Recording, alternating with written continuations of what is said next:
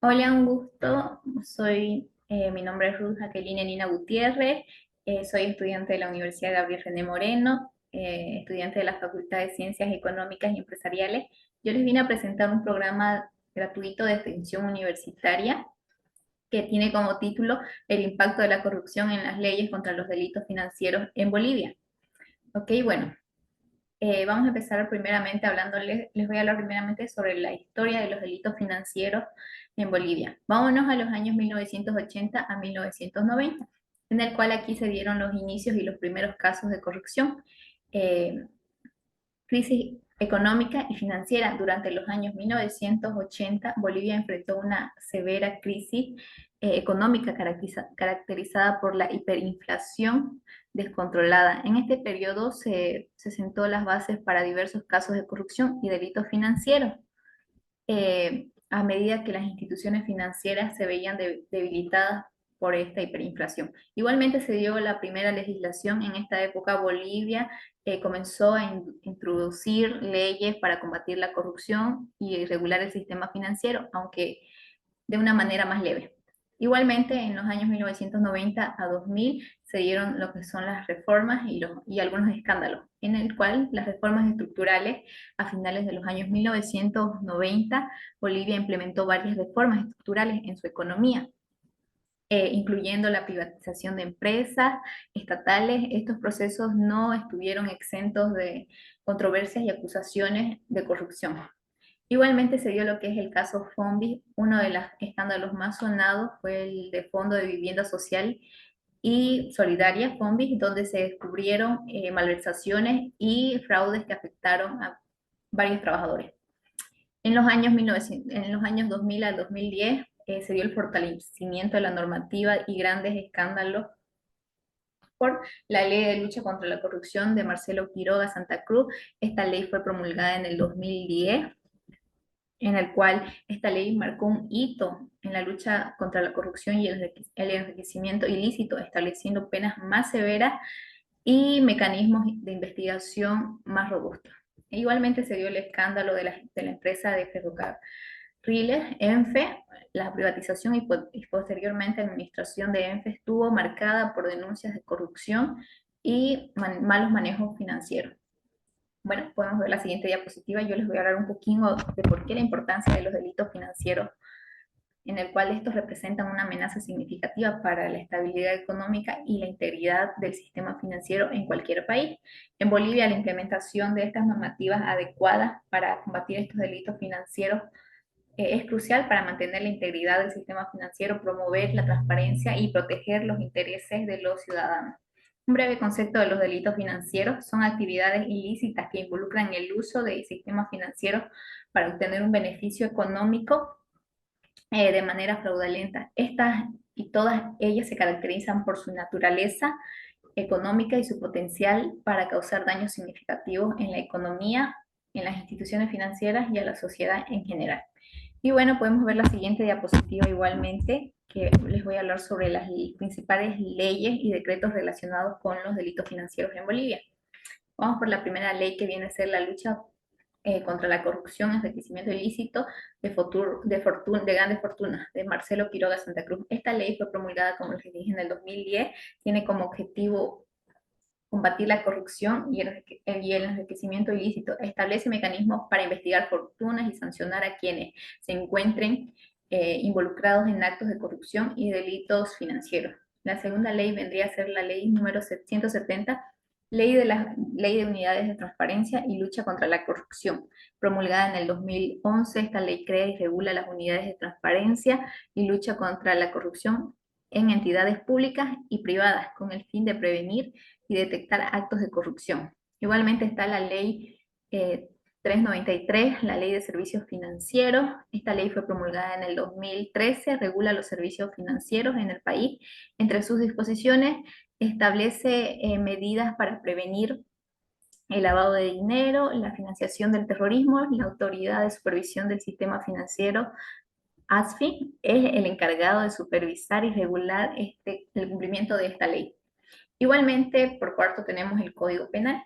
que este incluye varios artículos que tipifican los delitos financieros como el fraude, la estafa, la falsificación de documentos y la malversación de fondos y el lavado de dinero. Igualmente está la ley 262, la ley contra la legitimización y las ganancias ilícitas y el financiamiento del terrorismo. Esta ley fue promulgada en el 2012. Esta ley establece mecanismos y procedimientos para la prevención, detección y sanción del lavado de dinero y el financiamiento del terrorismo. Y la Unidad de Investigación Financiera es la entidad encargada de supervisar y aplicar esta ley. Igualmente, por último, tenemos a la ley 928, la ley de regulación de supervisión del sistema de intermediación financiera y del mercado de valores. Esta ley promulgada en el 2017 regula y supervisa las actividades de las entidades financieras y del mercado de valores con el fin de garantizar la transparencia y la integridad del sistema financiero. En la siguiente diapositiva igual vamos a observar las características de los delitos financieros. Se caracterizan por el uso de instituciones financieras, que esto vendría a ser frecuentemente, estos delitos utilizan como ser bancos de valores, instituciones financieras y otras para realizar transacciones ilícitas. Igualmente tenemos el impacto económico y social que genera esto. Estos delitos pueden tener consecuencias devastadoras para las economías y para las sociedades, incluyendo la pérdida de confianza en el sistema financiero y la erosión de la base fiscal y el fomento a la corrupción. Igualmente, por último, tenemos la complejidad y la sofisticación. ¿Qué quiere decir esto? Que los delitos financieros suelen ser complejos y difíciles de detectar, porque estos utilizan métodos sofisticados para ocultar sus actividades ilícitas. ¿Okay? En la siguiente diapositiva podemos ver tipos de delitos financieros. En el primero tenemos lo que son el lavado de dinero, que es un proceso mediante el cual los ingresos obtenidos de actividades ilícitas como el tráfico de drogas, corrupción o fraude se limpian para proceder a ser legítimos, implicando varias etapas como son la colocación, la estratificación e integración. Igualmente podemos ver una imagen con un anuncio de parte de la AFIP que dice: no ayudes a legalizar el dinero sucio, no abras cuentas a favor de otras personas, no prestes tus cuentas para transacciones financieras que no sean tuyas, y un mensaje breve que dice: no, el lavado de dinero provoca dolor, sufrimiento a las familias, no seas cómplice de la corrupción. Y bueno, en segundo tenemos igualmente lo que es el fraude financiero, que este igual es un acto de engañar a una entidad o a un individuo para obtener beneficios financieros. Esto incluye fraude para obtener beneficios financieros de inversiones, esquemas de Ponzi, como ser el esquema de Ponzi, pirámide, ay, me equivoqué. Fraude hipotecario y otros tipos de engaños. Igualmente la evasión fiscal, que es un acto de pago de impuestos de medios ilegales, como la subdeclaración de ingresos, la sobredeclaración de deducciones o la utilización de malversación fiscales para ocultar la riqueza. Igualmente en la siguiente diapositiva tenemos lo que es las sanciones y penalidades aplicables.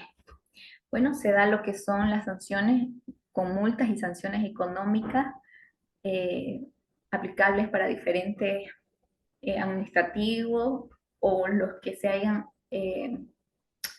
involucrados para cometer el delito financiero. Igualmente la pena privada de libertad.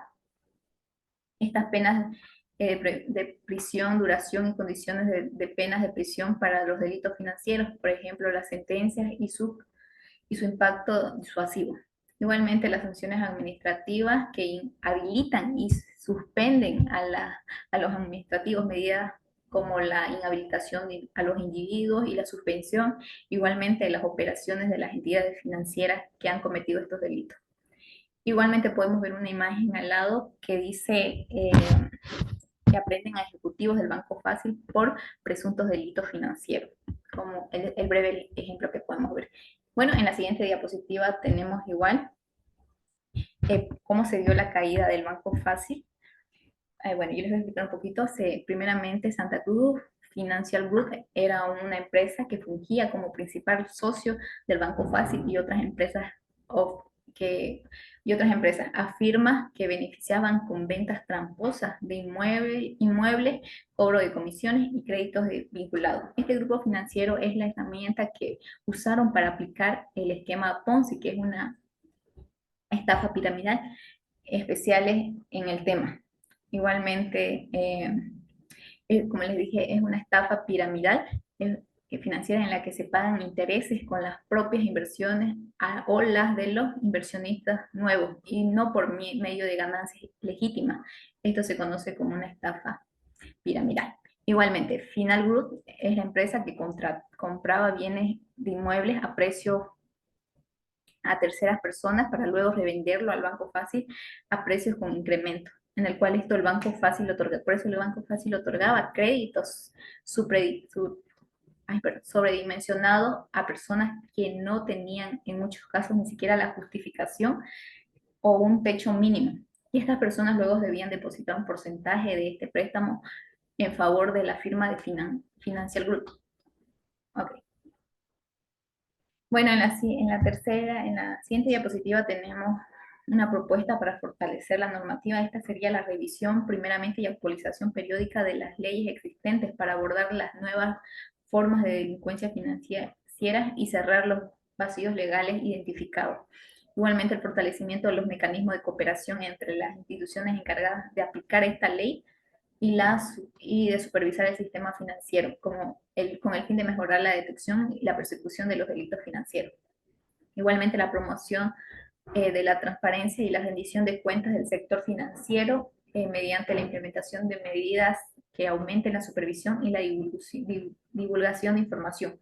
Igualmente, hay estrategias de cooperación internacional. Es fundamental para combatir eficazmente los delitos financieros, dada la naturaleza transnacional de muchos de estos delitos. Algunas estrategias de cooperación internacional incluyen lo que son, les voy a mencionar algunas de estas instituciones, como ser la GAFI, que es un grupo de acción financiero internacional organización gubernamental que genera normas o estándares internacionales contra el lavado de dinero, el financiamiento del y el terrorismo, para asegurar una respuesta global del crimen organizado, la corrupción, trata y tráfico de personas, narcotráfico y entre otros delitos.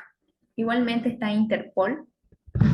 Interpol viene a ser juega un papel crucial en la lucha contra los delitos financieros a través de varias iniciativas y mecanismos diseñados para facilitar la cooperación internacional y recopilación de información y la asistencia técnica de las fuerzas del orden de sus países miembros.